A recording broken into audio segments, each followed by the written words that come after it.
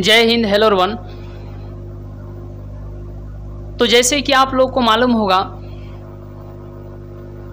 कि इसके पिछले क्लास में जो है हम लोग 12th मैथ NCERT प्रश्नावली 3.1 के क्वेश्चन नंबर फर्स्ट तक जो है कवर किए थे। आइए अब यहाँ से हम लोग क्वेश्चन नंबर 2 से जो है स्टार्ट करते हैं। चलिए, तो सबसे पहले क्वेश्चन है और उस क्वेश्चन को हम लोग देखते हैं।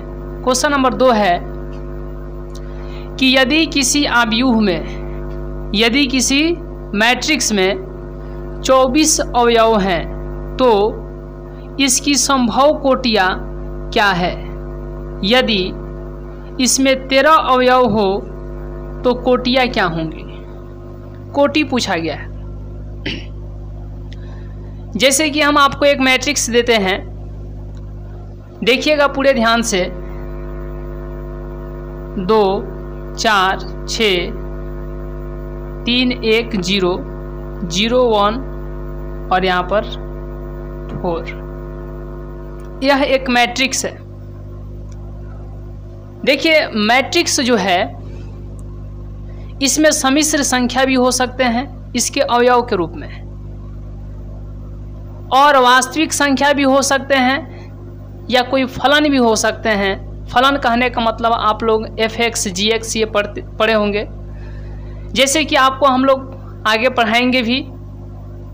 जिस चैप्टर का नाम है, जिस टॉपिक का नाम है रिलेशन एंड फंक्शन, यानी फलन हो सकते हैं, यानी fx gx sin x tan x ये सब हो सकते हैं, मैट्रिक्स के अवयव के रूप में हो सकते हैं। यानी sin x sin square theta, cos square theta, 1 2 3 2x 3x 5x, ये जो भी अभी हम नाम लिए, ये सारे मैट्रिक्स के अवयव हो सकते हैं, मैट्रिक्स के सदस्य हो सकते हैं।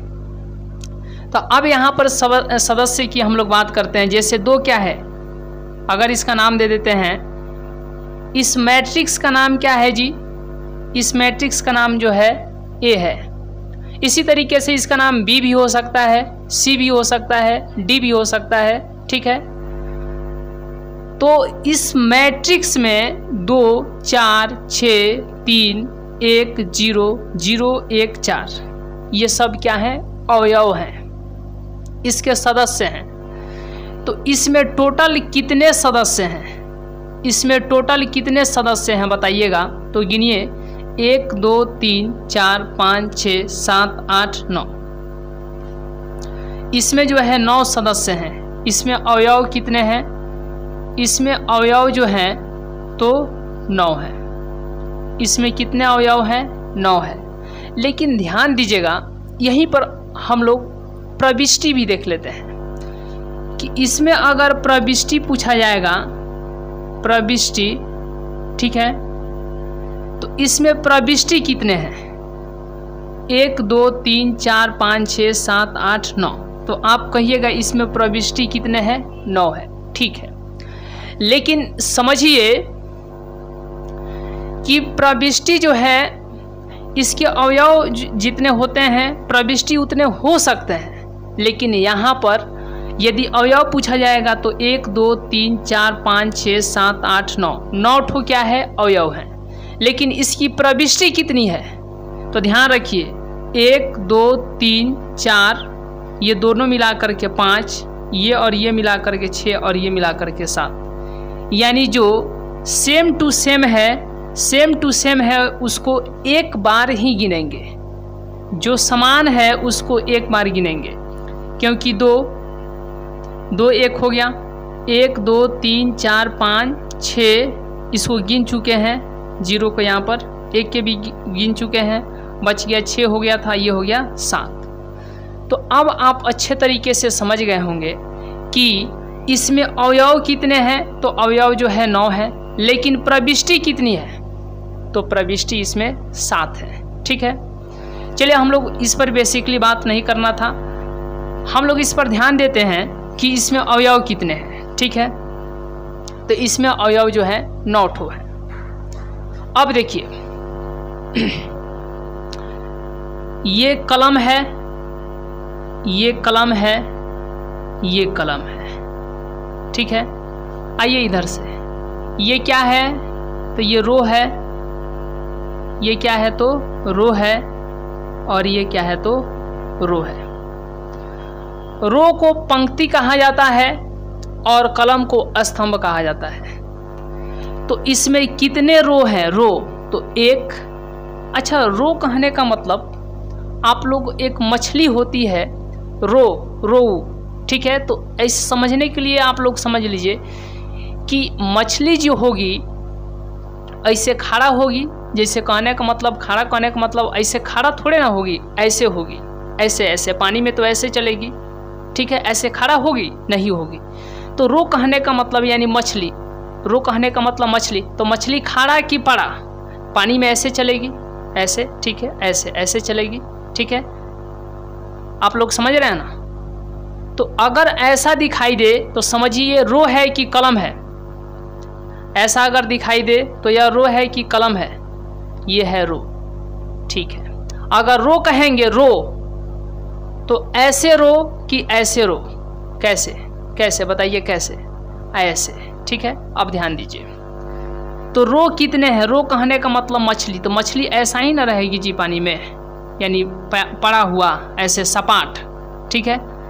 तो रो कितने हैं? सपाट गिनिए, 1 2 3, 3 ठो रो है, तो यहाँ पर 3 ठो रो। अब बहुत बार ऐसा होता है कि जैसे अगर आपको किसी से कुछ लेना है तो आप भी एक समय में छोटे रहे होंगे, छोटे कहने का मतलब बचपन या जो भी 6-7 साल के रहे होंगे, तो आपको कलम नहीं मिलता होगा। क्यों? क्योंकि पेंसिल मिलता था, स्लेट पर लिखने के लिए पेंसिल मिलता था, खली जिसको कहा जाता है, वह मिलता था। लेकिन आपकी इच्छा उस समय पेन से लिखने की होती थी, किससे? कलम से लिखने की होती थी। तो आप क्या करते थे? जब आपको पेन नहीं दिया जाता था तो आप क्या करते थे? आप पहले रोते थे। क्या करते थे? पहले रोते थे, रोते थे ना, तब क्या मिलता था? कलम मिलता था। पहले आप क्या करते थे?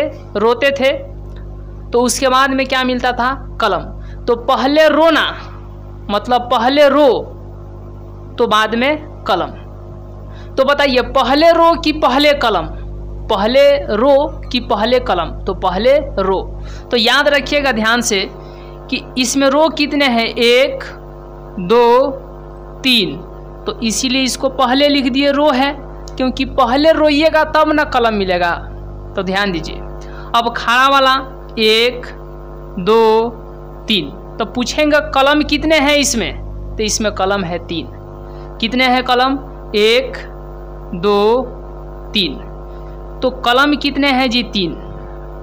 तो यहाँ पर क्या लिख दिए? 3। तो बताइए, और बीच में यहाँ पर गुना दे दीजिएगा, क्रॉस दे दीजिएगा, ठीक है। आप लोग फिजिक्स में पढ़े होंगे या नहीं पढ़े हैं तो आगे भी पढ़िएगा।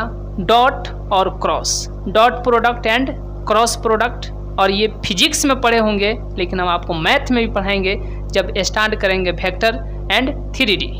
तो ध्यान दीजिएगा कि खड़ा वाला को कलम बोलेंगे और पाड़ा वाला को क्या बोलेंगे? रो बोलेंगे। तो इसमें पाड़ा वाला यानी रो कितने हैं? 3 है, ठीक है। और जो खड़ा है इसको कलम, इसमें कलम भी कितने हैं? तो 3 है। अब ध्यान दीजिएगा, पूरे बारीकी से ध्यान दीजिएगा। अगर कोई मैट्रिक्स का यदि कोटि, और इसी को क्या बोलते हैं? इसको बोलते हैं कोटि बोलते हैं, याद रखिएगा, कोटि बोलते हैं, जिसको इंग्लिश में क्या कहा जाता है? ऑर्डर कहा जाता है। यह मैट्रिक्स तो है, लेकिन कितने ऑर्डर का मैट्रिक्स है, कितने कोटि वाला मैट्रिक्स है?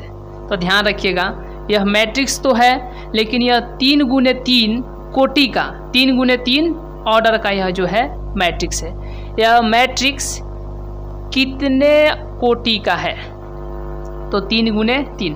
अब यदि कोई मैट्रिक्स है और उसका ऑर्डर दिया है, मतलब कोटि दिया है, ध्यान दीजिएगा, 4 गुने 3, यह इसका, अगर कोई मैट्रिक्स है और उसका कोटि दिया गया है 4 गुने 3, 4 गुने 3, तो बताइए इस मैट्रिक्स में रो कितने होंगे, इस मैट्रिक्स में रो कितने होंगे। तो रो मतलब पहले रो ये, ठीक है, और बाद में आपको क्या मिलेगा, कॉलम मिलेगा। तो इसीलिए पहले वाला हो जाएगा रो और बाद वाला क्या हो जाएगा, कॉलम। तो यदि कोई मैट्रिक्स दिया है और उसका कोटि यदि 4 गुने 3 है तो याद रखिएगा उसमें रो कितने होंगे, 4, और कोटि कितने होंगे, कोटि होंगे आपको कितने, कोटि नहीं बल्कि कॉलम कितने होंगे, 3 होंगे। ठीक है, अब ध्यान दीजिएगा, जैसे कि यदि आपको कोई ये मानते हैं कोई मैट्रिक्स ए था या मानते हैं ये मैट्रिक्स कोई बी था, यदि कोई मैट्रिक्स सी दिया गया है जिसका कोटि 3 गुने 4 है, इसका कोटि कितना है जी, 3 गुने 4 है। पहला जो हम लोग यहाँ पर मैट्रिक्स देखे उसका कोटि कितना था, 4 गुने 3, तो उसमें 4 ठो रो और 3 ठो कॉलम। लेकिन यदि कोई मैट्रिक्स सी दिया गया है जिसका कोटि कितना है, 3 गुने 4, तो इसमें रो कितने होंगे और कॉलम कितने होंगे बताइए। तो पहले वाला रो, क्योंकि पहले रोना है बाद में कॉलम, तो इसीलिए पहले वाला हो जाएगा आपको रो और बाद वाला क्या हो जाएगा, कॉलम हो जाएगा।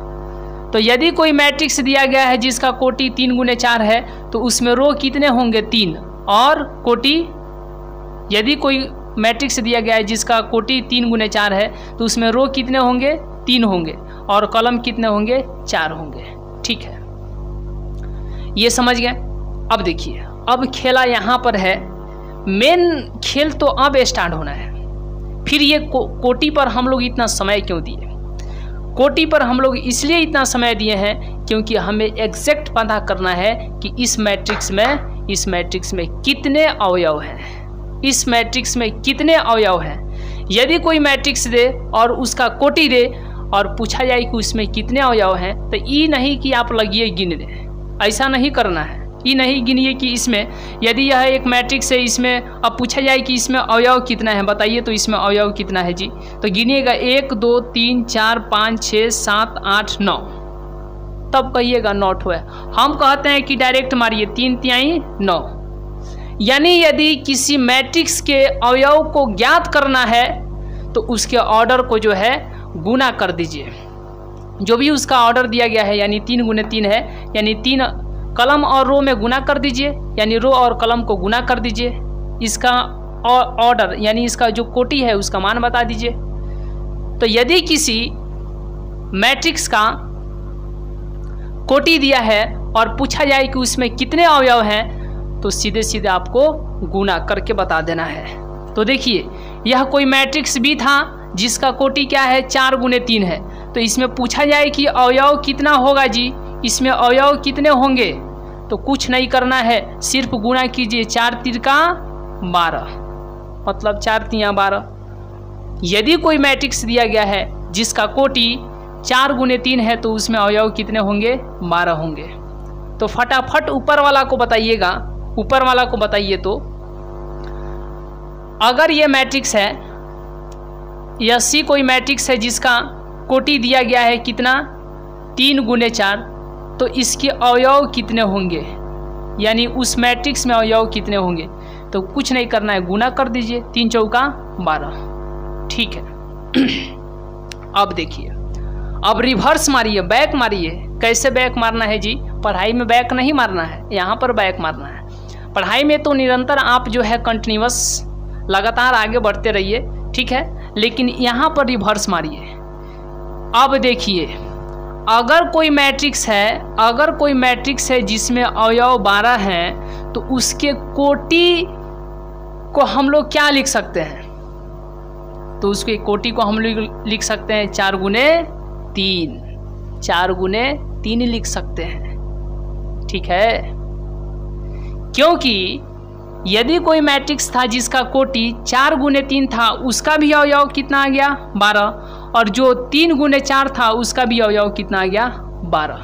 यानी कहने का मतलब है, यदि कोई मैट्रिक्स है उसमें 12 अवयव हैं तो उसके कोटि हो सकते हैं 4 गुने 3 भी हो सकते हैं, नहीं तो 3 गुने 4 भी हो सकते हैं। इतना ही नहीं, और भी हो सकते हैं। जैसे अब यहाँ पर 12 दिया गया है, कहेंगे कि यदि कोई मैट्रिक्स दिया गया है जिसमें अवयव जो है 12 है, जिसमें अवयव कितने हैं, जिसमें अवयव 12 है, तो उसके संभव कोटि को बताना है, संभव कोटि को बताना है। तो देखिए, अगर अवयव 12 है तो इसके जो संभावित कोटि होंगे या तो 4 गुने 3 हो जाएंगे, और इसी को पलट कर लिख दीजिए 3 गुने 4 हो जाएंगे, या तो 4 गुने 3 हो जाएंगे या तो 3 गुने 4 हो जाएंगे। और आपके मन में आ रहा है, और आ रहा है, और यह आ रहा है कि इसको गुना कीजिए तो 12 आ गया, इसको भी गुना कीजिए तो 12 हो गया। तो क्या 2 गुने 6 को गुना कीजिएगा तो 12 नहीं आएगा? बिल्कुल आएगा। अगर 2 गुने 6 को गुना कर दीजिए, जब 2 और 6 को गुना कीजिएगा तो 12 नहीं आएगा? बिल्कुल आएगा। तो ये भी कह सकते हैं कि 6 गुने 2, ये भी तो 12 आएगा। मतलब 4 गुने 3 भी कोटि हो सकता है और 3 गुने 4 भी कोटि हो सकता है। उसी प्रकार 2 गुने 6 भी कोटि हो सकता है और 6 गुने 2 भी कोटि हो सकता है। यहाँ तक क्लियर है? तो कितने लोग को मन में और आ रहा है कि और भी हो सकता है? अरे हो सकता है तो लिख दीजिए। क्यों?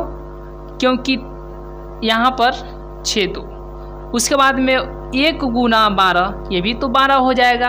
अरे तो 12 गुना 1 भी तो 12 होगा ना।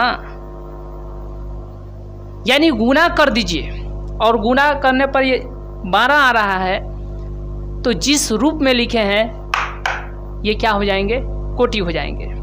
ठीक है, समझ गए होंगे कि यदि किसी मैट्रिक्स में, किसी आव्यूह में, मैट्रिक्स कहिए या आव्यूह कहिए, यदि किसी मैट्रिक्स में या यदि किसी आव्यूह में जितने अवयव दिए हैं तो यह पूछा जाए कि उसके संभावित कोटि को बताएं, तो कुछ नहीं करना है। यानी प्रोडक्ट के रूप में लिख देना है, गुणनफल के रूप में लिख देना है, और फिर गुना करने पर यदि 12 आता है, 4 गुने 3 को गुना कीजिए 12 आएगा, 2 गुने 6 को गुना कीजिए 12 आएगा, 1 गुना 12 को गुना कीजिए 12 आएगा, फिर 3 गुने 4 12 आएगा, 6 गुने 2 12 आएगा, 12 गुना 1 12 आएगा।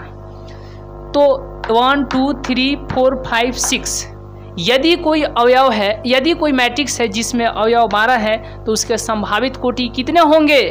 तो 1 2 3 4 5 6 ठो उसके संभावित कोटि हो सकते हैं। यहाँ तक क्लियर है? आइए अब हम लोग मेन प्रश्न पर ध्यान देते हैं कि अब क्वेश्चन क्या कह रहा था। देखिए दोस्तों, आप समय से, ये नहीं कि समय टाइम लगे, और रिजल्ट के लिए यदि आप मेहनत कर रहे हैं, हार्ड वर्क कर रहे हैं, और स्मार्ट साथ ही साथ स्मार्ट वर्क भी कर रहे हैं, तो कहीं ना कहीं ये आपके हितकारी के लिए है, या आपके पक्ष में है, या आपके रिजल्ट को बढ़ाने के पक्ष में है। तो इस पर तो आपको बिल्कुल निश्चिंत होकर के जो है समय देना चाहिए, और यहाँ से कुछ ना कुछ आपको जो है ग्रहण करना चाहिए, जो आपके लिए फायदे साबित हो सकते हैं। आइए अब हम लोग बात करते हैं कि मेन जो है हम लोग का प्रश्न क्या दिया गया है। देखिएगा प्रश्न क्या दिया गया है, क्वेश्चन नंबर 2 को देखिएगा, और उस पर एक एक कंसेप्ट को जो है हम लोग मजबूती के साथ जो है चलने का प्रयास करेंगे। तो आइए अब हम लोग देखते हैं कि क्वेश्चन नंबर 12 क्या कहा गया है। देखिए, क्वेश्चन नंबर 12 नहीं बल्कि क्वेश्चन नंबर 2। क्वेश्चन नंबर 2 कहा गया है कि इसमें जो है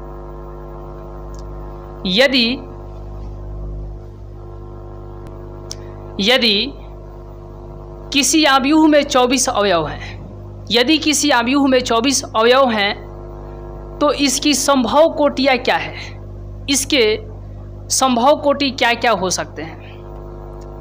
यदि इसमें 13 अवयव हो तो कोटियाँ क्या होंगी। देखिए कोटियाँ क्या होंगी, आपको हम पढ़ाएंगे आगे टाइप्स ऑफ मैट्रिसेज, यानी आव्यूहों के प्रकार। तो उसमें आपको जो है पंक्ति आव्यूह और स्तंभ आव्यूह आपको जो है वहाँ पर पढ़ने को मिलेगा। ठीक है, तो वहाँ से रिलेट करके इस क्वेश्चन को देखिएगा तो भी बहुत बढ़िया रहेगा। लेकिन टाइप्स ऑफ मैट्रिसेज पढ़ने के बाद देखिए, तो यहाँ पर 2 ठो बोला गया है कि पहले क्या हो 24 अवयव हो और फिर बाद में क्या हो तो 13 अवयव हो। तो हम लोग यहाँ पर देखेंगे सबसे पहले फॉर 24 यानी 24 अवयव के लिए। अब 24 अवयव के लिए संभावित कोटि कौन कौन से हो सकते हैं तो ध्यान दीजिए।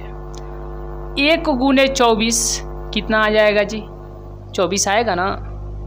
कितना आएगा? 24 आएगा।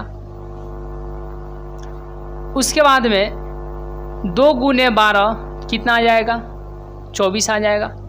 उसके बाद में बताइए, उसके बाद में तो 3 गुना 8 कितना आ जाएगा? 24 आ जाएगा। फिर उसके बाद में बताइए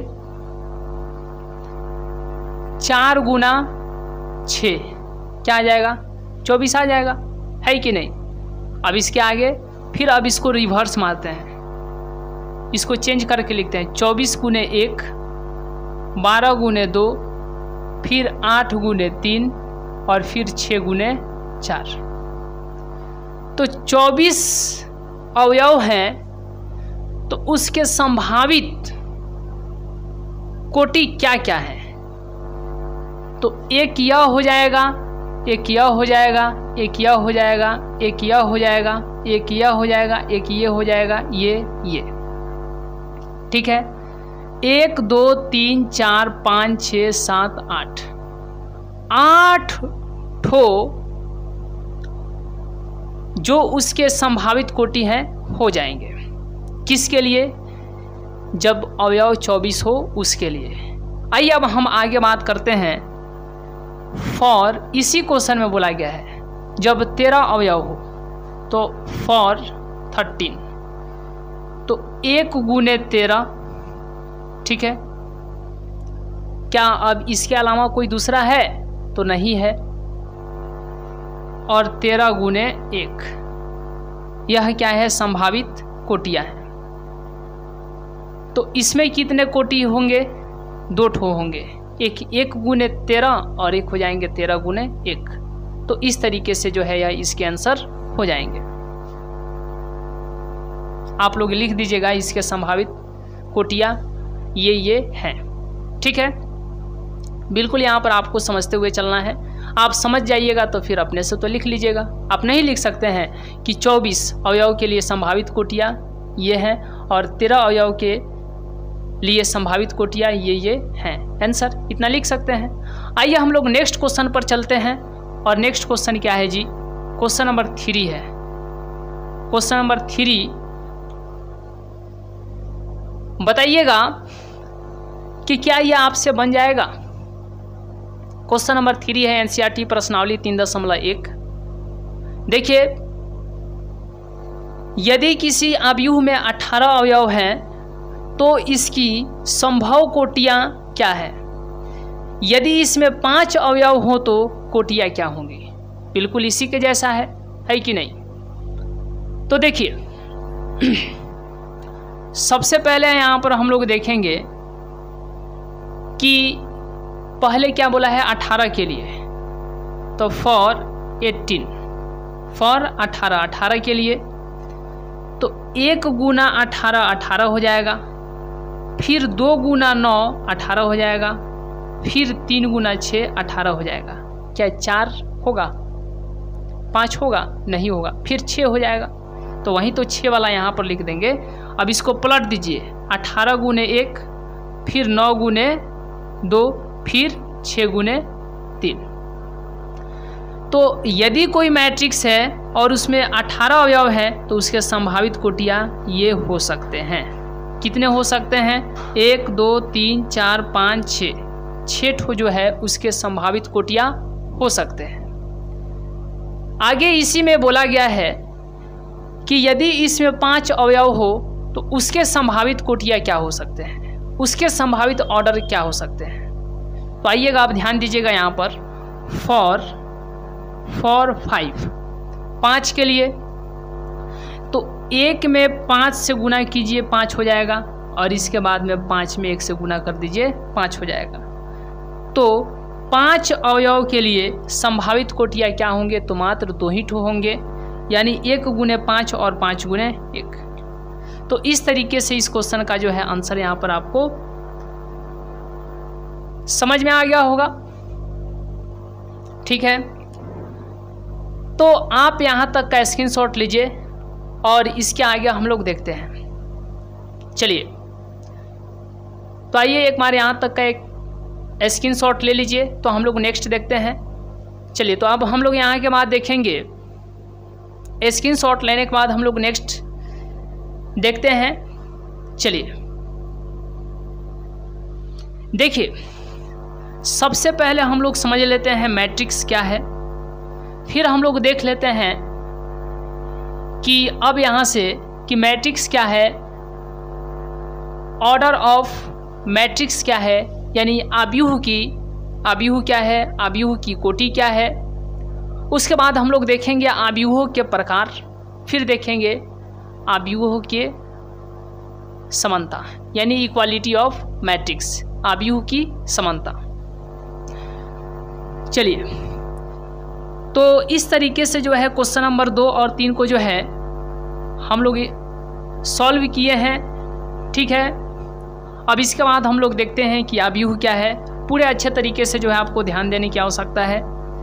मैट्रिक्स यहाँ पर स्टार्ट है, जैसे कि आपको मालूम होगा। सबसे पहले हम लोग इसके सिलेबस को समझे और यहाँ से कितने नंबर के प्रश्न पूछे जाते हैं, इन सारी बातों पर जो है गहनता के साथ हम लोग चर्चा करते हुए आगे बढ़ रहे हैं।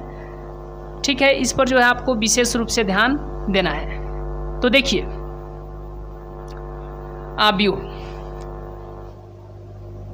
आव्यूह को जो है, जैसे आव्यूह है तो उसको ऐड भी कर सकते हैं, जोड़ भी सकते हैं और सब्ट्रैक्ट यानी घटा भी सकते हैं। अब यदि आपके पास क्वेश्चन दे दे, जैसे कि हम यहाँ पर आपको दे रहे हैं,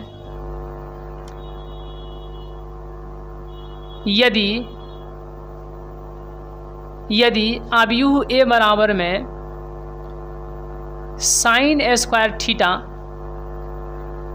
और उसके बाद यहाँ पर sine square theta, cos square theta, cos square theta and आव्यूह बी यानी मैट्रिक्स बी बराबर cos square theta, cos square theta और साइन स्क्वायर थीटा और साइन स्क्वायर थीटा, तो ए प्लस बी बराबर क्या होगा, मैट्रिक्स ए प्लस बी बराबर क्या होगा। ठीक है, देखिए आपको जो है इसको ऐड करना है। कमेंट कर दीजिए, अभी आप लोग लाइव रहते तो हम कमेंट देख पाते, तो इस पर धीरे धीरे आपको जो है हर एक चीज़ जो है आपको जो है सही होंगे समय के अकॉर्डिंग। ध्यान दीजिए, सबसे पहले यहाँ पर क्या लिखना है, सॉल्व लिखना है, और यहाँ पर ए है और यहाँ पर मैट्रिक्स बी है, मैट्रिक्स ए और मैट्रिक्स बी, तो ए प्लस बी। देखिए यह ए के लिए और प्लस है तो प्लस, और ये क्या हो गया बी के लिए।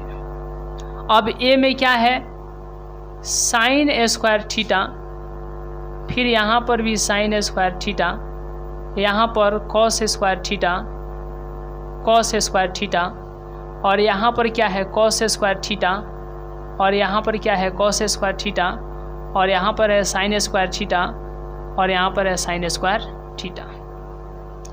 तो इसको जो है इसके साथ जोड़िएगा, और इसको इसके साथ, इसको इसके साथ, और इसको इसके साथ। तो दोनों मैट्रिक्स के बदले जो है एक मैट्रिक्स आपको बना लेना है।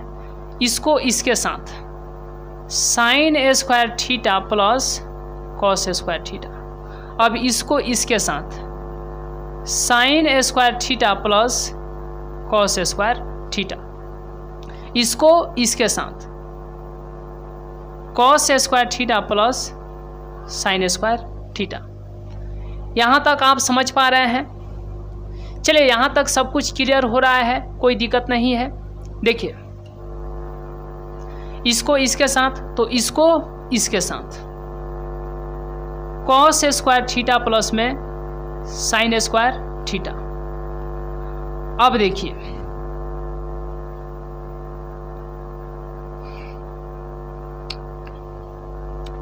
ये आप लोग पहले से ही पढ़ते आ रहे हैं कि sine square theta plus cos square theta बराबर में कितना होता है, 1 होता है। तो sine square theta plus cos square theta बराबर 1, तो इसीलिए कॉस स्क्वायर थीटा प्लस में साइन स्क्वायर थीटा अदला बदली करके, अदल बदल करके उसका भी तो मान कितना होगा, 1 होगा। तो sine square theta plus cos square theta यहाँ पर 1, sine square theta plus cos square theta यहाँ पर 1, cos square theta plus sine square theta, cos square theta plus sine square theta बराबर 1, तो इसीलिए यहाँ पर 1। और यहाँ पर cos square theta plus sine square theta यहाँ पर भी क्या हो जाएगा, 1 हो जाएगा, और यही इसका आंसर हो जाएगा। तो ये आप समझ रहे होंगे, ठीक है, कि आव्यूह क्या है। ये आव्यूह ही तो है, फलन है, उसको जो है उदाग्र और क्षैतिज, उदाग्र, जैसे कि अगर हम लोग इसी की बात करते हैं, ये हो गया उदाग्र और ये हो गया क्षैतिज। उदाग्र और क्षैतिज रूपों में आव्यूह एक आयताकार क्रम विन्यास है। इसको सुंदर दिखाई देने के लिए हम लोग लिख सकते हैं इतना। देखिए, इसमें बहुत सारे आ जाएंगे, सम्मिश्र संख्या, आयोटा वगैरह आ जाएंगे, ठीक है। तो आगे आपको सब कुछ धीरे धीरे मिलते चलेगा, 2 3 4, ठीक है। ये मैट्रिक्स हो गया, क्योंकि आयताकार रूप में देखिए तो आयताकार क्रम विन्यास में है कि नहीं, लेकिन इसको सुंदर दिखाई दे इसीलिए इसको जो है इधर से और इधर से बड़ा कोष्ठ का प्रयोग कर देते हैं। अब आप कहिएगा सिर्फ बड़ा ही कोष्ठ का प्रयोग करेंगे, नहीं जी, ध्यान दीजिए, अगर 1 2 3 4 इस तरीके से है तो ये नहीं कि बड़ा कोष्ठ, आप यहाँ पर छोटा कोष्ठ भी लगा सकते हैं, ठीक है। आप यहाँ पर छोटा कोष्ठ भी लगा सकते हैं, और इसका नाम आप ए दे सकते हैं, और इसका नाम जो है आप क्या दे सकते हैं, बी दे सकते हैं, ठीक है।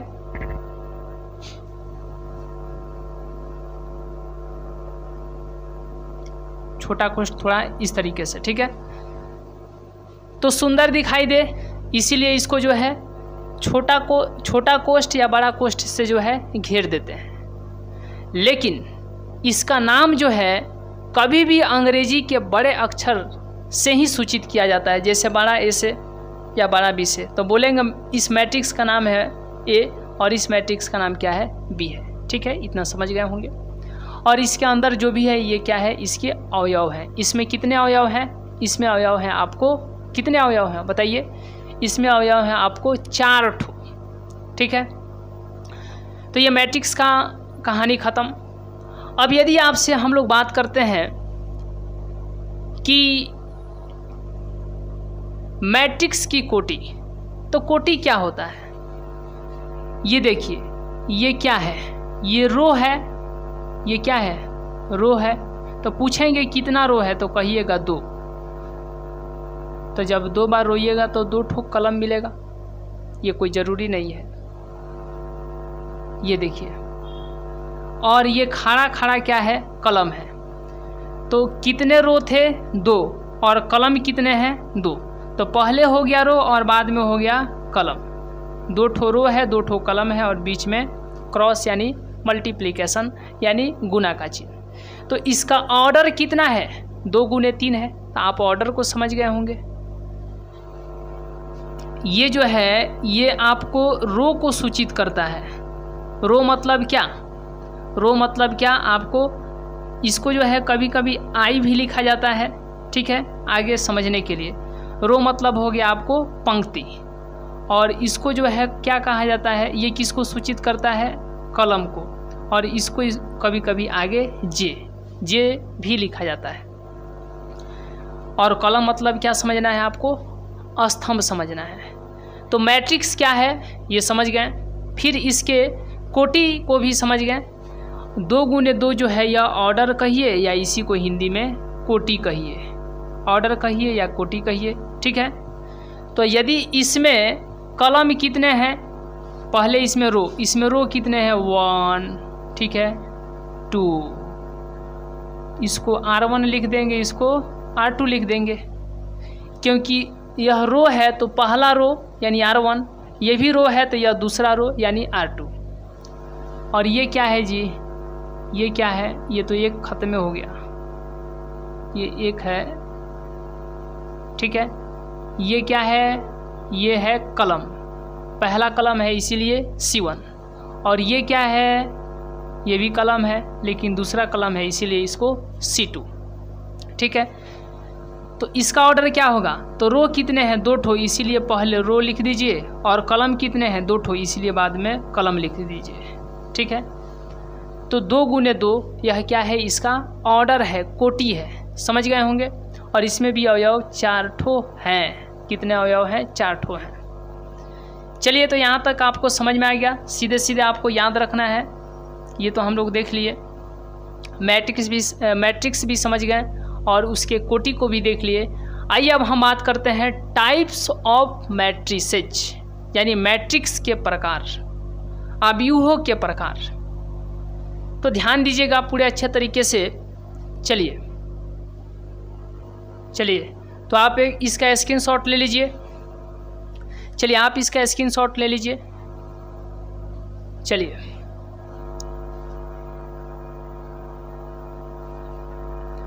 अब हम लोग देखते हैं कि मैट्रिक्स के प्रकार क्या हैं। मैट्रिक्स के प्रकार क्या हैं, ठीक है। अब जैसे एक और हम पहले मैट्रिक्स को ले लेते हैं और उसमें आप बताइएगा कि कितने रो और कितने कलम हैं, कितने रो और कितने कलम हैं। देखिए कितने रो और कितने कलम हैं। एक मैट्रिक्स है, मैट्रिक्स ए, ठीक है, 3 - 4 i और sin x 2 0। बताइए इसमें कितने रो और कितने कलम हैं। तो रो के लिए अब इसमें ज़्यादा आपको लिपापोती नहीं करना है। लिपापोती मतलब थोड़ा फ्रेश रखना है। ऐसे चलिए, ये हो गया, पहले मिल गया R1 और फिर ऐसे चलिए, ये हो गया R2 और फिर ऐसे ये हो गया R3। तो ऐसे चले हैं पहला रो, दूसरा रो, तीसरा रो, ठीक है। अब खड़ा चलना है, तो ये हो गया C1 और ये हो गया आपको C2। तो इसका ऑर्डर क्या होगा, तो ऑर्डर कहने का मतलब इसमें कितना रो और कितना कलम है। तो रो देखिए यहाँ पर, रो बताइए 1 2 3। तो पहले रोना है तब ना बाद में कलम। तो पहले रो फिर बाद में कलम। तो पहले रो कहने का मतलब कितना रो है, तो 3 ठो है तो इसीलिए पहले 3। और कलम कितना है जी, तो 2 ठो है इसीलिए 3 गुने 2। यह इसका क्या हो जाएगा, कोटि हो जाएगा, यानी ऑर्डर हो जाएगा, ठीक है। चलिए एक और हम लोग देख लेते हैं, ट्राई मार लेते हैं। जैसे कि आपको यहाँ पर जो है 1 2 0 4 2 -3 और -2। यह कोई मैट्रिक्स ए है, ठीक है। अब आपको बताना है कि इसमें कितने, इसका ऑर्डर क्या होगा, यानी इसका कोटि क्या होगा। तो कोटि यहीं पर लिखा जाता है। बताइए कितना है, बताइए इसका ऑर्डर क्या होगा, यानी इसका कोटि क्या है, इस मैट्रिक्स का कोटि क्या है। तो देखिए पहले तो रो हम लोग लिखेंगे यहाँ पर रो। तो रो मतलब ऐसे, मछली ऐसे, रो मतलब रो, मछली ऐसे चलेगी, ऐसे खड़ा थोड़े चलेगी, ऐसे चलेगी, ठीक है। तो ऐसे चलिए, 1 और फिर 2 ठो हो गया रो। अब खड़ा चलिए कलम के लिए, 1 2 3 4 क्या हो गया जी, कलम। तो 2 गुने 4, जिसमें 2 जो है रो है और 4 जो है कलम है, और 2 गुने 4 को ही क्या बोलेंगे, कोटि बोलेंगे। ठीक है, कोटि यानी ऑर्डर। यह किसको दिखाएगा, रो को यानी पंक्ति को, और यह किसको, कलम यानी स्तंभ को। ठीक है, चलिए यहाँ तक क्लियर है तो स्क्रीनशॉट ले लीजिए। अगर यहाँ तक क्लियर है तो अब हम लोग आगे बढ़ेंगे, पहले आप इसका स्क्रीनशॉट ले लीजिए। चलिए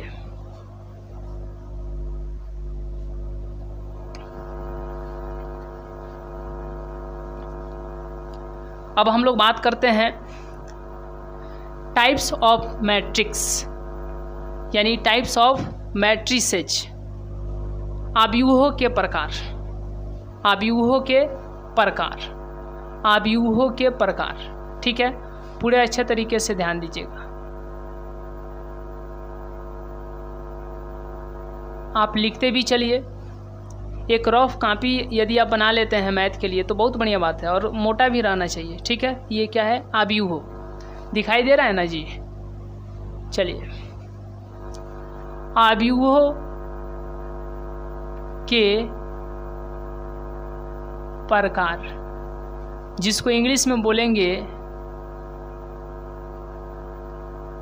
टाइप्स ऑफ मैट्रिसेज। ठीक है, पहला आता है, पहला क्या आता है, तो देखिए आपको ऐसे याद रखना है, आपको जो है ऐसे याद रखना है।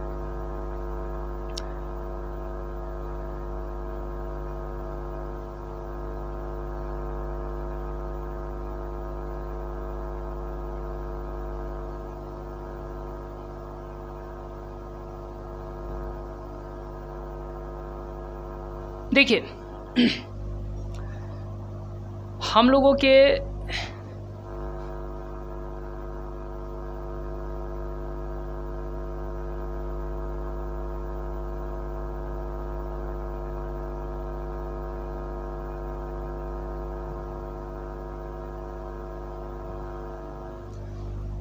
के बगल में ही, यानी हम लोगों के लॉज के बगल में ही एक बार की बात है कि एक लड़का था।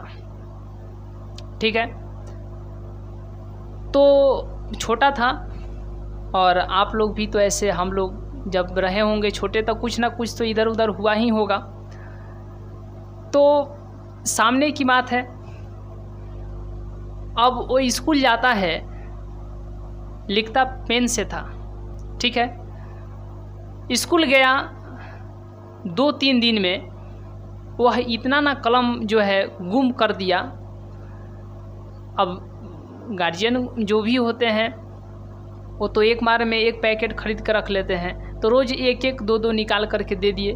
ठीक है, तो 2-3 दिन में इतना ज़्यादा पेन वह गुम कर दिया कि अगली बार जो है वह उसके पिताजी बोले कि अब तुमको कलम नहीं, तुमको पेंसिल देते हैं। ठीक है,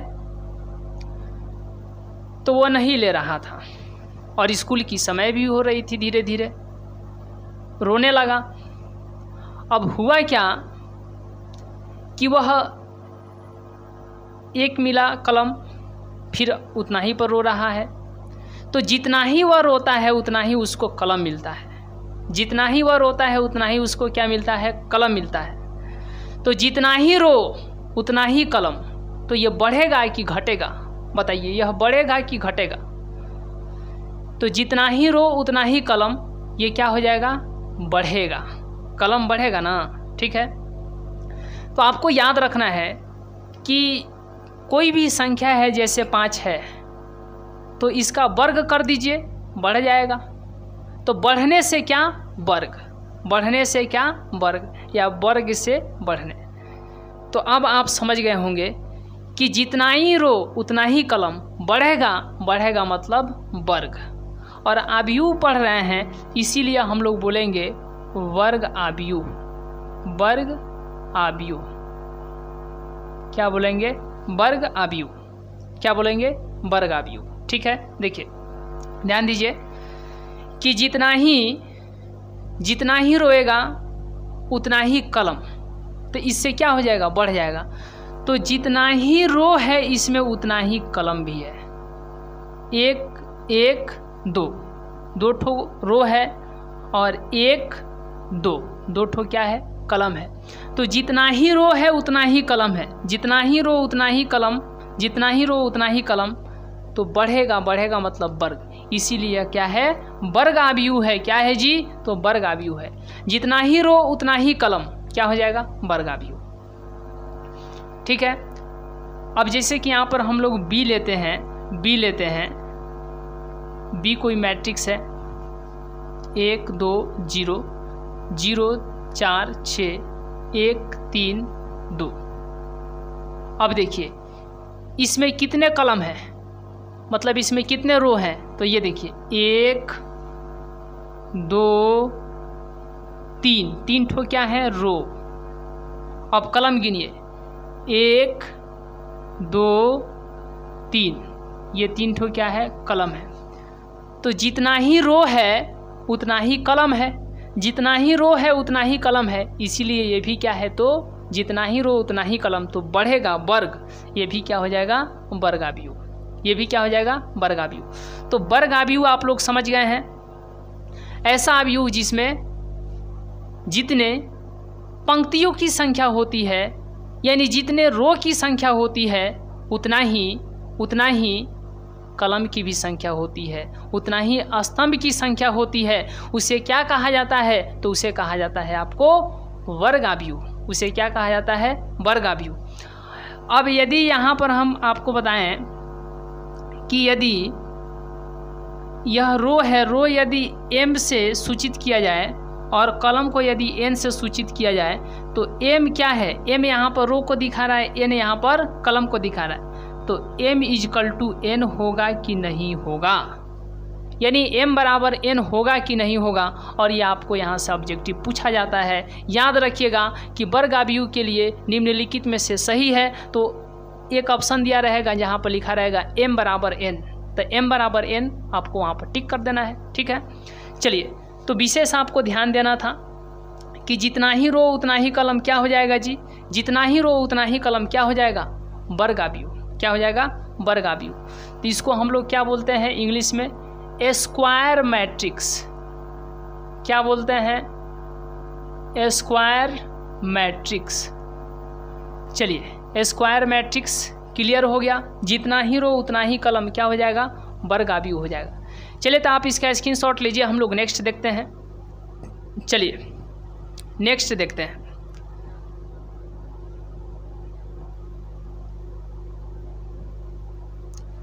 चलिए नेक्स्ट है, अब 2 नंबर पर हम लोग देखते हैं।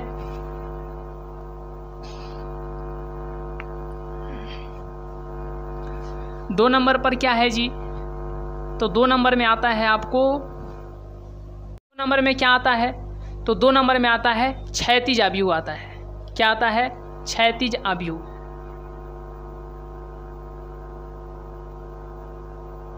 क्षैतिज आव्यूह, क्षैतिज आव्यूह। तो जैसे कि आप यहाँ पर देख पा रहे हैं कि 2 4 3 2, ठीक है, ये आपको हो गया क्या, वर्ग आव्यूह है ना। जितना ही रो है उतना ही कलम, ये वर्ग आव्यूह है। तो इसको क्षैतिज में लेकर के जाना है, क्षैतिज में। तो ये क्षैतिज में तभी भागेगा जब यहाँ पर और यहाँ पर अवयव बढ़ा दीजिए। देखिए ये क्या हो गया, ये क्या हो गया, क्षैतिज में भाग रहा है, क्षैतिज में। ठीक है, क्षैतिज में भाग रहा है। ये क्या हो गया, क्षैतिज में जा रहा है, ऐसे क्षैतिज में ऐसे जा रहा है। ये ऐसे थोड़े हो रहा है, ये ऐसे जा रहा है, ये क्षैतिज में जा रहा है, क्षैतिज एक अक्ष में जा रहा है। ठीक है, एक अक्ष में जा रहा है। और इसमें जोड़ देंगे तो ये और चला जाएगा, इस तरीके से क्षैतिज में जा रहा है। तो ये क्या हो गया, क्षैतिज आव्यूह हो गया। लेकिन अब यहाँ पर रो की संख्या कितना है, 1 2, और कलम की संख्या 1 2 3 4, यहाँ पर क्या है 4। तो यदि रो की संख्या यहाँ पर 2 है और कलम की संख्या 4 है तो यह कौन सा अवयव है? क्षैतिज अवयव है। और हम बताए हैं आपको यदि यह m और यदि n हो तो बताइए m छोटा है n से, क्योंकि n बड़ा होगा और m छोटा हो जाएगा। तो ये भी आपको ऑब्जेक्टिव में पूछा जाता है कि क्षैतिज अवयव के लिए निम्नलिखित में से कौन सा कथन सही है। तो कौन सा कथन सही है? जब n बड़ा होगा मतलब कलम बढ़ेगा तो ऐसे बढ़ते चला जाएगा, तभी तो क्षैतिज में जाएगा ना। ठीक है, तो वहाँ पर हम लोग इसको जो है टिक लगाइएगा, यानी m बड़ा होता है, m छोटा होता है n से। ठीक है, n मतलब स्तंभ है, स्तंभ मतलब कलम। तो सीधे सीधे आपको याद रखना है। जब हम लोग ऑब्जेक्टिव को वहाँ पर सॉल्व करेंगे तो वहाँ पर अच्छे तरीके से बताएंगे ही, लेकिन यहाँ पर भी आपको ध्यान रखना है कि जिस अवयव में कलम की संख्या रो की संख्या से ज़्यादा हो तो उस प्रकार के बनने वाले अवयव को क्या कहेंगे? तो क्षैतिज अवयव कहेंगे। क्या कहेंगे? क्षैतिज अवयव कहेंगे। बी, मैट्रिक्स बी का नाम दे रहे हैं, ध्यान दीजिएगा।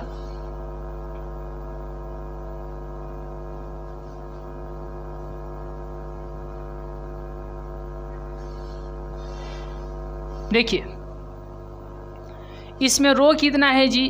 1 2 3, 3 ठो क्या है? रो है। और कलम कितने हैं? 1 2 3 4, 4 ठो क्या है? कलम है। तो इसमें भी कलम ज़्यादा है, रो कम है, तो ये क्या हो जाएगा? क्षैतिज अवयव हो जाएगा। क्षैतिज अवयव में कभी भी कलम ज़्यादा और रो कम, तो ये भी क्या है? क्षैतिज अवयव है। क्षैतिज अवयव को हम लोग इंग्लिश में बोलते हैं हॉरिजॉन्टल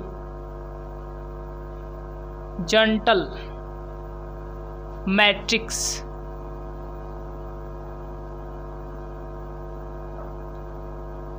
चलिए, तो क्षैतिज अवयव भी यहाँ से क्लियर हो गया।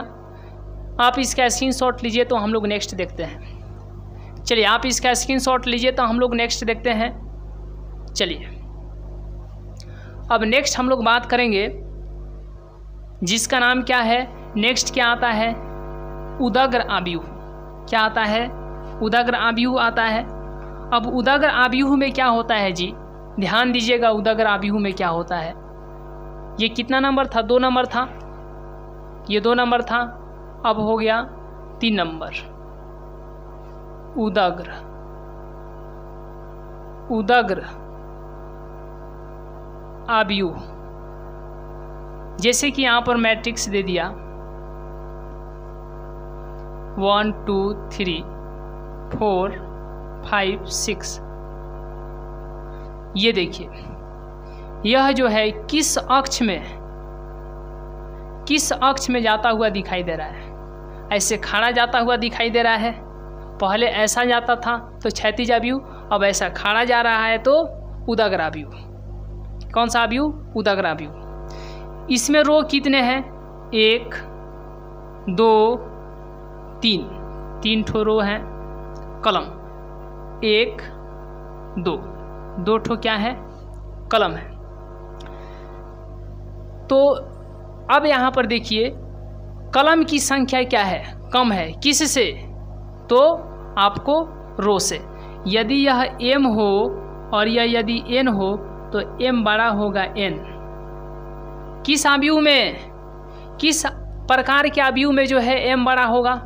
तो याद रखिएगा किस प्रकार के अवयव में?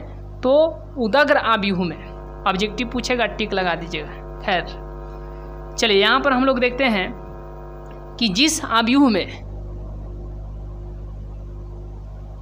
कलम की संख्या कम हो, रो की संख्या ज़्यादा हो कलम की संख्या से, तो उस प्रकार के मैट्रिक्स को, उस प्रकार के अवयव को क्या बोलेंगे? तो उस प्रकार के अवयव को उदग्र अवयव कहेंगे। ठीक है, तो इसमें देख रहे हैं कि रो ज़्यादा है लेकिन कलम कम है। रो ज़्यादा है लेकिन कलम कम है, लेकिन यह कैसा बन रहा है? उदग्र जैसा बन रहा है। कब? जब रो ज़्यादा हो रहा है लेकिन कलम कम हो रहा है, तो इसको क्या बोलेंगे? उदग्र अवयव बोलेंगे। जैसे भी हम लोग देखते हैं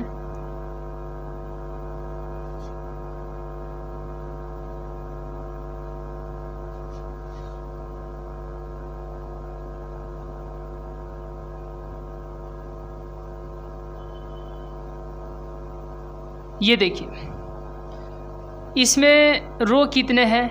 1 2 3 4, 4 ठो क्या है? रो। और कॉलम बताइए, 1 2, कॉलम बताइए 1 2 3, 3 ठो क्या है? कॉलम है। तो रो ज़्यादा है लेकिन कॉलम कम है, तो ये इस प्रकार के बन रहे हैं, ये ऐसा खड़ा बन रहा है, तो इसको हम लोग क्या बोलेंगे? उदग्र आव्यूह बोलेंगे। क्या बोलेंगे? उदग्र आव्यूह, ठीक है। और इसको इंग्लिश में क्या कहा जाता है? तो इसको कहा जाता है वर्टिकल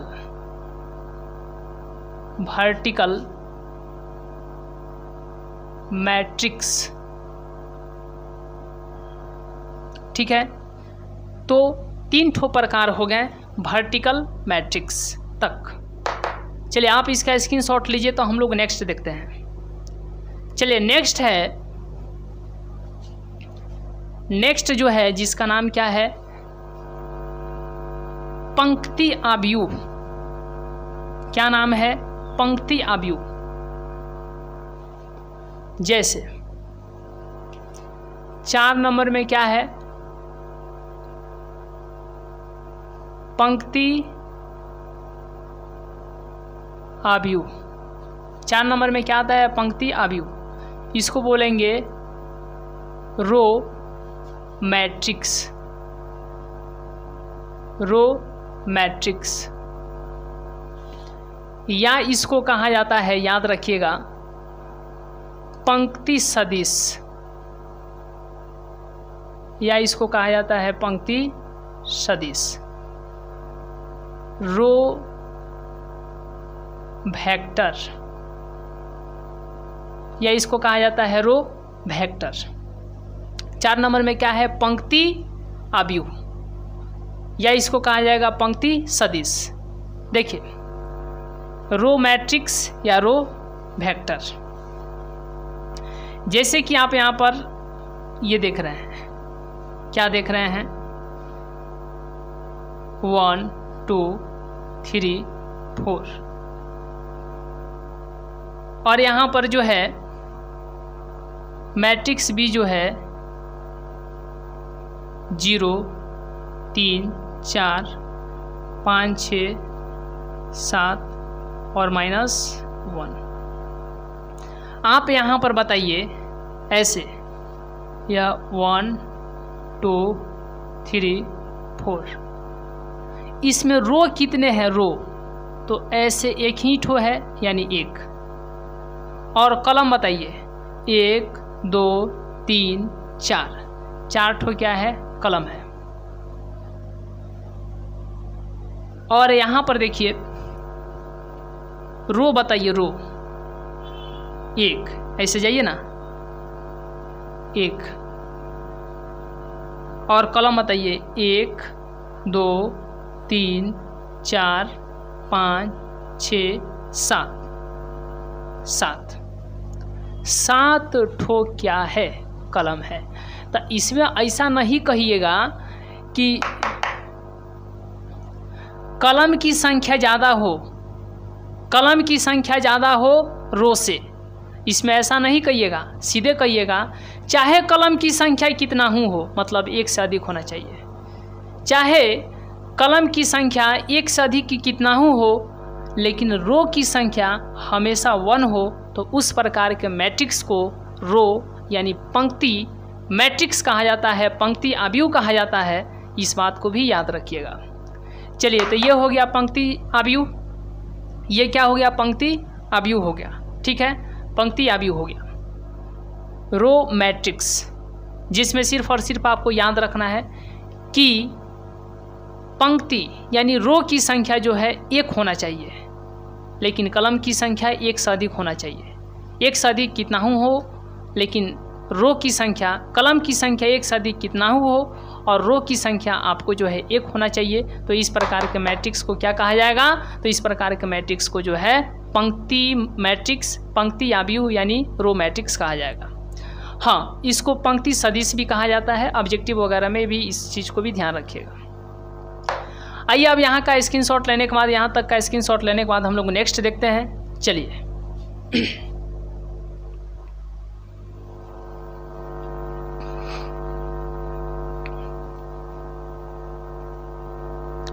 पाँच नंबर में क्या है जी? 5 नंबर में क्या है? 5 नंबर में क्या है आइए देखते हैं। पंक्ति हो गया तो अब बोलेंगे स्तंभ। स्तंभ आव्यूह, जिसको हम लोग क्या बोलते हैं?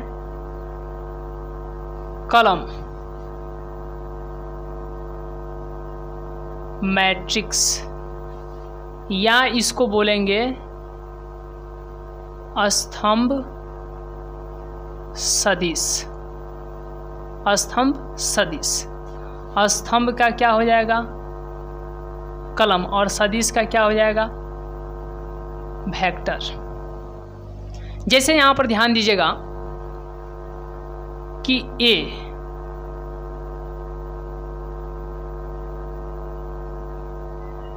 1 2 3 -4 और B यहाँ पर हो गया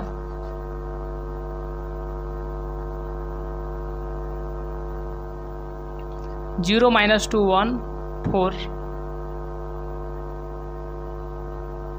ठीक है, 2।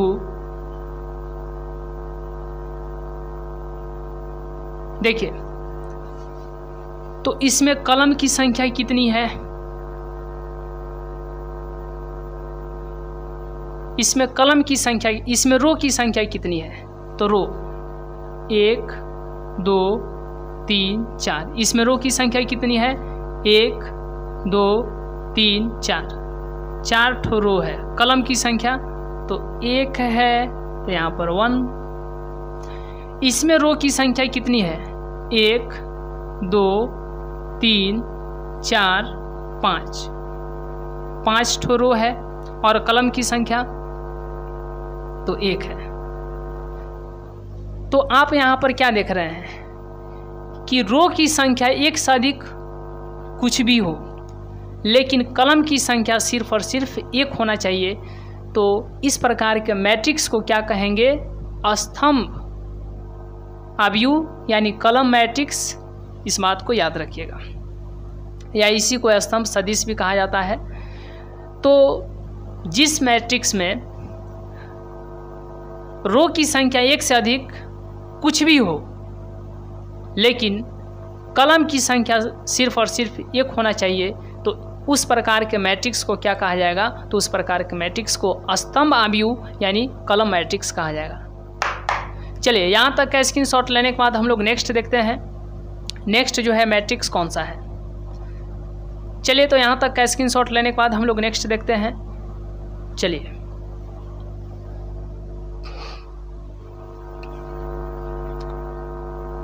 पाँच नंबर तक हो गया, 5 नंबर तक हो गया। 6 नंबर जो है हम लोग देखते हैं। 6 नंबर में जो है तो यहाँ पर है 0 0 आव्यूह,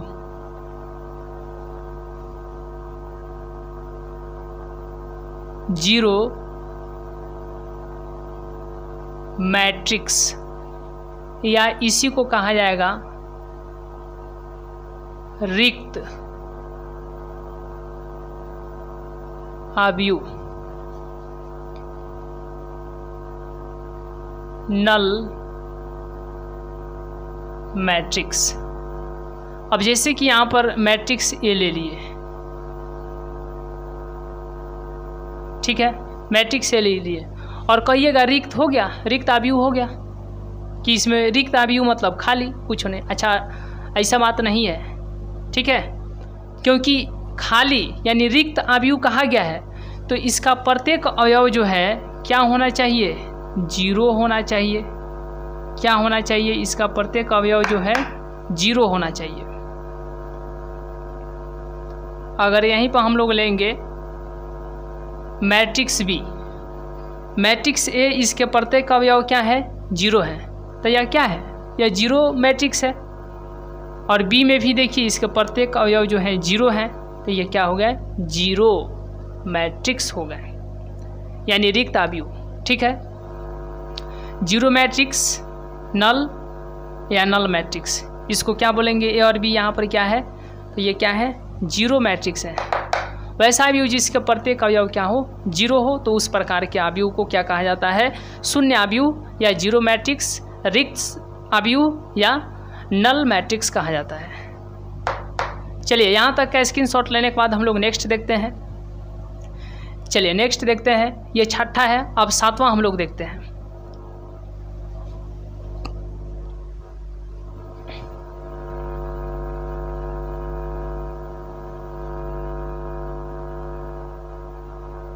चलिए सातवां क्या है, तो देखिए सातवां जो है विकर्ण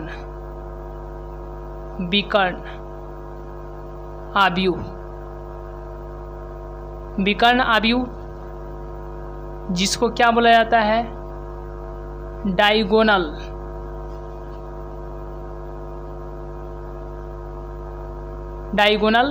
मैट्रिक्स, जिसको क्या बोला जाता है, डायगोनल मैट्रिक्स।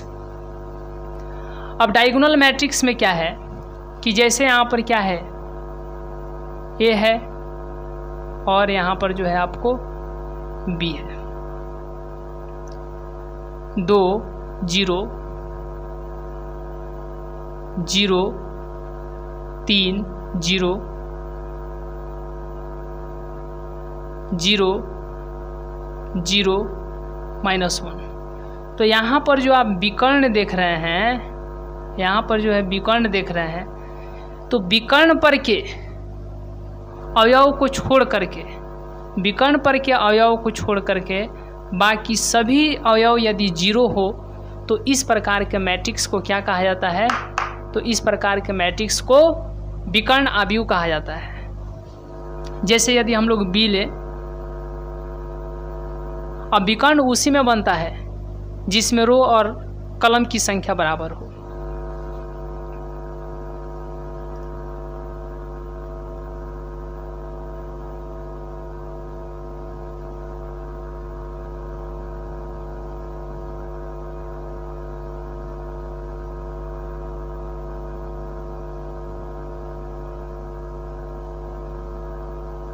ये विकर्ण है आपका, ठीक है।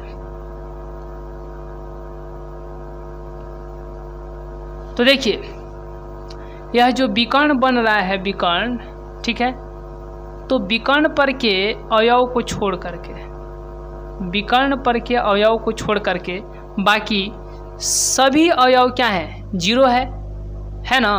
तो इस प्रकार के अवयव को क्या कहें, इस प्रकार के मैट्रिक्स को क्या कहेंगे, इस प्रकार के मैट्रिक्स को जो है विकर्ण मैट्रिक्स कहेंगे, यानी डायगोनल मैट्रिक्स, विकर्ण अवयव या डायगोनल मैट्रिक्स कहेंगे। ठीक है, चलिए तो यहाँ तक का स्क्रीनशॉट लेने के बाद हम लोग नेक्स्ट देखते हैं। चलिए यहाँ तक का स्क्रीनशॉट लेने के बाद जो हम लोग नेक्स्ट देखते हैं।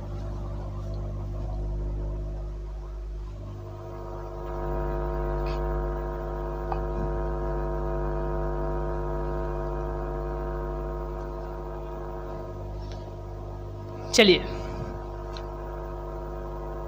8 नंबर में क्या आता है, 8 नंबर में क्या आता है, तो अदिश अवयव क्या आता है, अदिश अवयव, अदिश अवयव, स्केलर मैट्रिक्स,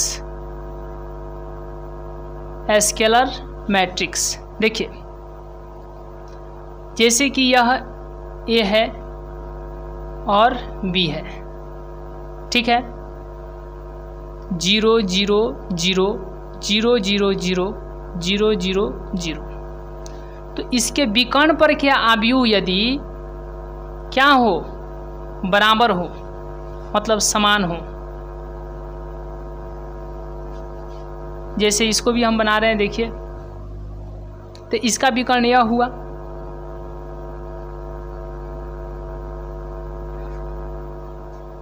यानी जिस अवयव के विकर्ण पर क्या अवयव सॉरी विकर्ण पर के अवयव, जिस अवयव के विकर्ण पर के अवयव समान हो तो उस प्रकार के अवयव को क्या बोलेंगे? अदिश अवयव यानी स्केलर मैट्रिक्स बोलेंगे। ठीक है, यहाँ पर 2 2 2 हो सकता है, या 3 हो सकता है, या 4 हो सकता है, या 5 हो सकता है, या 6 हो सकता है, या 7 हो सकता है, समान हो सकता है। लेकिन याद रखिएगा एक नहीं हो सकता है, ये नहीं कि यहाँ पर भी एक, यहाँ पर भी एक, यहाँ पर भी एक, ऐसा नहीं। जब होगा तो 3 3 होगा, नहीं तो 2 2 होगा, 5 5 होगा, 6 6 होगा, 7 7 होगा, 8 8 होगा, लेकिन 1 1 नहीं होगा।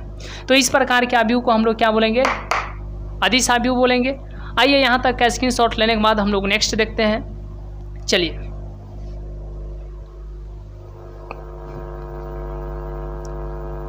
नेक्स्ट जो है 9 नंबर, इसमें है इकाई अवयव। इसमें क्या है? इकाई अवयव, इकाई अवयव, यूनिट मैट्रिक्स, या इसी को बोलते हैं तत्समक अवयव, या इसी को बोलते हैं तत्समक अवयव यानी आइडेंटिटी, आइडेंटिटी मैट्रिक्स, और इसको सूचित करते हैं बड़ा आई से। ठीक है, तो अब देखिए यहाँ पर क्या है, यदि ए कोई मैट्रिक्स है, जैसे ये, तो इसके विकर्ण पर क्या अवयव 2 2 3 3 4 4 5 5 6 6 होंगे, तो वह क्या हो जाएंगे? अदिश अवयव। लेकिन यदि एक एक विकर्ण पर, यदि यहाँ पर भी एक, यहाँ पर भी एक, और याद रखिएगा ये सभी तो 0 होंगे ना, उसमें भी दिखाए थे अदिश वाला में, अदिश अवयव में वहाँ पर भी सब 0 होते थे। अब जैसे कि बी ले लेते हैं, तो देखिए जैसे कि यहाँ पर क्या ले लेते हैं? बी ले लेते हैं, तो इसके विकर्ण पर क्या अवयव क्या होने चाहिए? सिर्फ और सिर्फ एक होने चाहिए। तो इस प्रकार के अवयव को हम लोग क्या बोलेंगे? इस प्रकार के अवयव को इकाई अवयव या तत्समक अवयव बोलेंगे। विकर्ण पर क्या अवयव सिर्फ और सिर्फ समान हो और वो की एक एक हो, लेकिन अन्य जो भी अवयव हो 0 हो, तो इस प्रकार के अवयव को क्या बोलेंगे? इकाई अवयव या तत्समक अवयव, जिसको इंग्लिश में यूनिट मैट्रिक्स या आइडेंटिटी मैट्रिक्स कहा जाता है, और इसको सूचित किया जाता है बड़ा आई से। ठीक है, चलिए, तो यहाँ तक का स्क्रीनशॉट लेने के बाद हम लोग नेक्स्ट देखते हैं। चलिए, नेक्स्ट है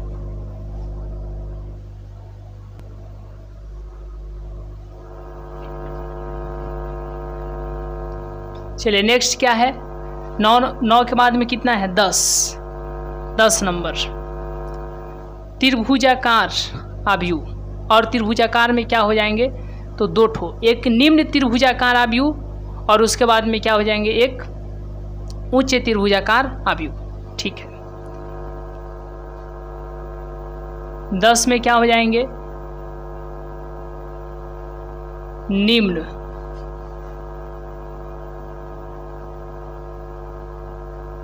त्रिभुजाकार अवयव, जिसको इंग्लिश में क्या बोलेंगे? लोअर ट्रायंगुलर मैट्रिक्स, मैट्रिसेज नहीं बल्कि मैट्रिक्स भी बोल सकते हैं, मैट्रिक्स। जैसे कि यहाँ पर ये दिया गया है, ये सब याद रखिएगा, ये सब वर्ग अवयव ही होते हैं, जितना ही रो उतना ही कलम। जैसे 0 0 0 0 0 0 0 0 0 0 0 0 0 0 0 0 0। तो इसका विकर्ण देखना है, ठीक है। विकर्ण 1 2 3 4।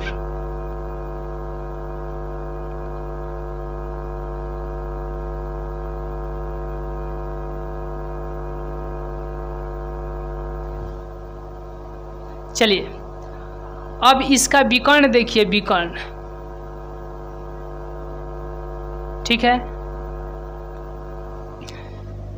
तो विकर्ण के ऊपर के सभी अवयव, विकर्ण के यदि जिस मैट्रिक्स के विकर्ण के ऊपर के सभी अवयव 0 हो तो इस प्रकार के मैट्रिक्स को निम्न त्रिभुजाकार मैट्रिक्स कहा जाता है। अब देखिए ये ऊपर सब 0 हो गया ना है, देखिए ऊपर 0 हो गया, तो नीचे जो भी रखा गया है अवयव यह एक त्रिभुज की तरह बना है कि नहीं, और यह त्रिभुज विकर्ण के नीचे बना है, इसलिए इसको निम्न त्रिभुजाकार आव्यूह कहा जाएगा, ठीक है। तो त्रिभुज कहाँ बनना चाहिए? नीचे बनना चाहिए।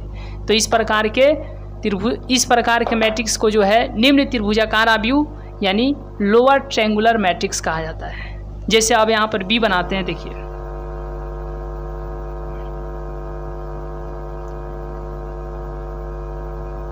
तो यह विकर्ण हो गया, ठीक है। अब ये देखिए ये विकर्ण हो गया, तो विकर्ण के ऊपर देखिए, विकर्ण के ऊपर के सभी अवयव, चाहे एक अवयव हो चाहे एक से अधिक हो, सभी अवयव क्या हो? 0 हो। तो इस प्रकार के बने मैट्रिक्स को जो है क्या कहेंगे? निम्न त्रिभुजाकार आव्यूह, ठीक है।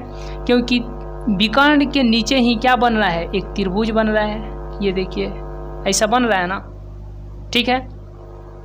चलिए तो इसका जो है आप लोग यहाँ तक का स्क्रीनशॉट लीजिए, हम लोग नेक्स्ट देखते हैं। नेक्स्ट है 10 के बाद में 11 है।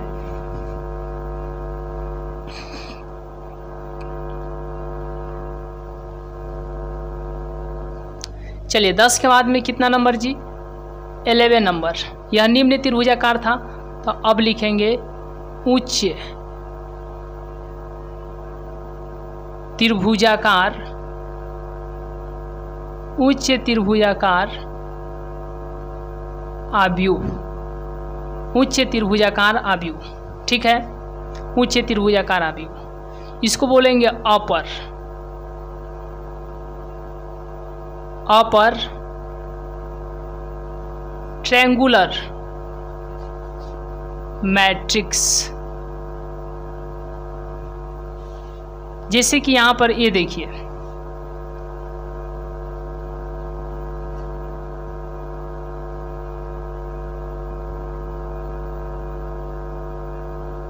यह विकर्ण हो गया, ठीक है, यह विकर्ण हो गया।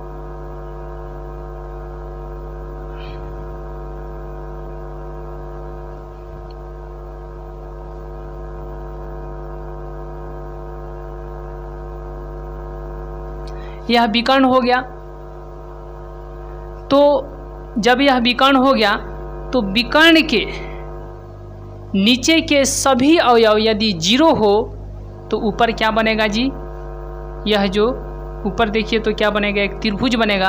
और इस प्रकार के मैट्रिक्स को क्या कहा जाएगा? तो उच्च त्रिभुजाकार आव्यूह यानी अपर ट्रायंगुलर मैट्रिक्स कहा जाएगा, ठीक है। क्योंकि विकर्ण के नीचे का सभी क्या हो जा रहा है? जब नीचे 0, जब ऊपर 0 तो नीचे त्रिभुज, और जब नीचे 0 तो ऊपर त्रिभुज बन रहा है ना। तो इस प्रकार के जो है मैट्रिक्स को जो है उच्च त्रिभुजाकार आव्यूह कहेंगे, यानी अपर ट्रायंगुलर मैट्रिक्स। जैसे बी, यहाँ पर देखिए मैट्रिक्स बी लेते हैं, मैट्रिक्स बी लेते हैं तो यह क्या है? विकर्ण है, ठीक है। तो विकर्ण के नीचे रखना है 0, तो विकर्ण के नीचे 0 रख दीजिए। ये देखिए जब विकर्ण के नीचे जो है 0 है तो यह क्या बन रहा है? एक तरीके से एक त्रिभुज बन रहा है। जब नीचे 0 तो ऊपर त्रिभुज, तो अपर। जब नीचे 0 और जैसे कि हम लोग इसके पहले क्या देखे थे कि ऊपर 0 तो नीचे त्रिभुज बन रहा था, तो निम्न त्रिभुजाकार आव्यूह, और जब नीचे 0 तो ऊपर त्रिभुज, ठीक है, तो उच्च त्रिभुजाकार आव्यूह। तो इस प्रकार के आव्यूह को क्या बोलेंगे, तो इस प्रकार के मैट्रिक्स को उच्च त्रिभुजाकार आव्यूह यानी अपर ट्रायंगुलर मैट्रिक्स कहेंगे। चलिए, तो यहाँ तक का स्क्रीनशॉट लेने के बाद हम लोग नेक्स्ट देखते हैं। चलिए,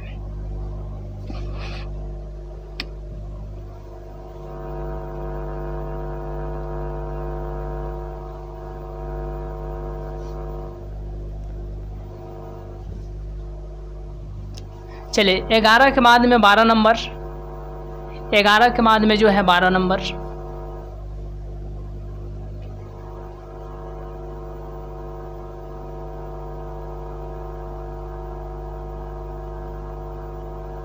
तुलनीय आव्यूह। इसको इंग्लिश में क्या बोलेंगे, कंपैरेबल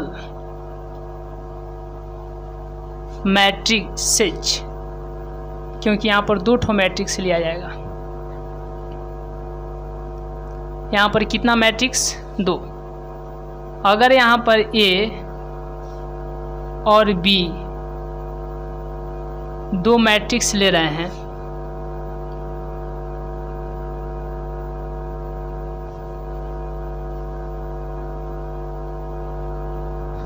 ठीक है। चलिए,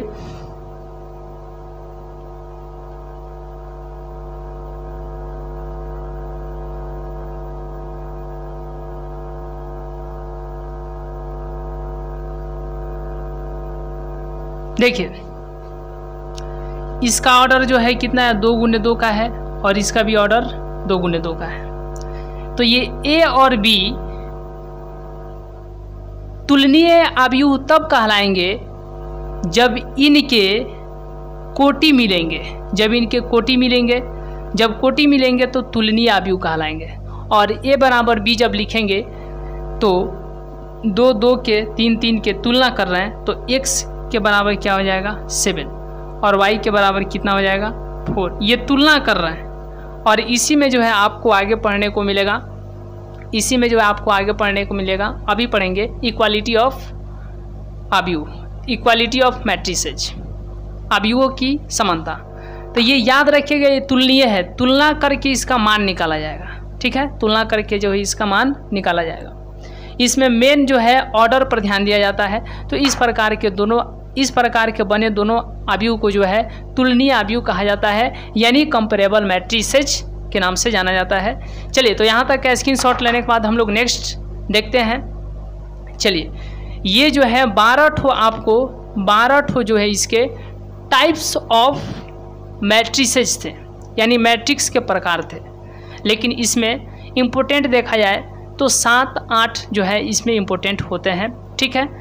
चलिए, जो कि बहुत ही ज़्यादा पूछे जाते हैं, लेकिन समझने के लिए आपको जो है 12 पर ही विशेष ध्यान देना है। चलिए, तो यहाँ तक का स्क्रीनशॉट लेने के बाद हम लोग नेक्स्ट देखते हैं। नेक्स्ट जो है इक्वालिटी ऑफ मैट्रिसेज है, यानी आव्यूहों की समानता है।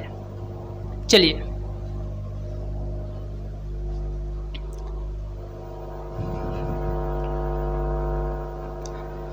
तो अब इसके बाद हम लोग देखते हैं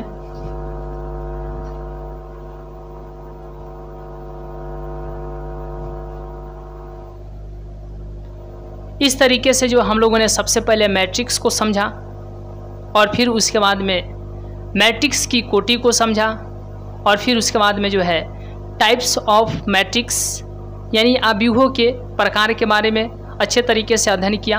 अब जो है, अब हम लोग का जो है नेक्स्ट ध्यान देना है कि आव्यूहों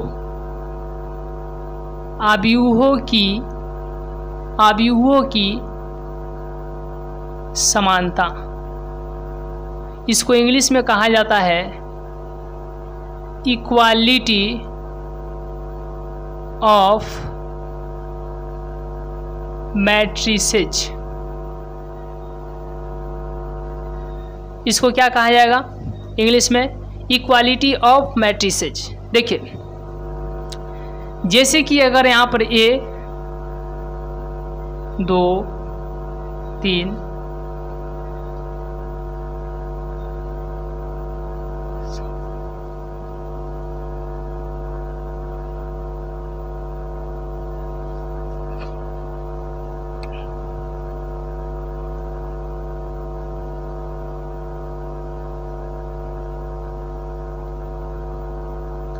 अगर यहाँ पर ए और बी दो ठो मैट्रिक्स लेंगे तो यहाँ पर क्या, यहाँ पर यही देखा जाता है कि इसका जो संगत अवयव है, संगत अवयव, जैसे 2 का संगत कौन है, 2 है, और 3 का संगत मतलब संगतिया कौन है, 3 है, और 5 का संगत कौन है, 5 है, और 6 का संगत क्या है, 6। तो यदि 2 ठो मैट्रिक्स हो और उनके संगत अवयव समान होना चाहिए, यहाँ पर भी 2 है, यहाँ पर भी 2 है, समान है, यहाँ पर भी 3 है, यहाँ पर भी 3 है, समान है, यहाँ पर भी 5 है, यहाँ पर भी 5 है, ये भी समान है, यहाँ पर 6 है और यहाँ पर 6 है, ये भी क्या है, समान है। तो इनके संगत जो अवयव है वो क्या है, समान है। तो इस प्रकार के आव्यूह को जो है ए और बी को हम लोग क्या समझेंगे कि यह क्या है, आव्यूहों की समानता है, इक्वालिटी ऑफ मैट्रिसेज है। ठीक है, तो आज यहाँ तक का जो है, आप पहले यहाँ तक का जो है स्क्रीनशॉट लीजिए। चलिए, तो आज जो है हम लोग यहाँ तक कवर किए हैं। नेक्स्ट क्लास में, नेक्स्ट वीडियो में जो है हम लोग तो क्वेश्चन नंबर 2-3 आज देखे हैं, नेक्स्ट में 4 से आगे देखेंगे। तो आज का क्लास यहीं तक, मिलेंगे नेक्स्ट क्लास में, नेक्स्ट वीडियो में। तब तक के लिए बहुत बहुत धन्यवाद।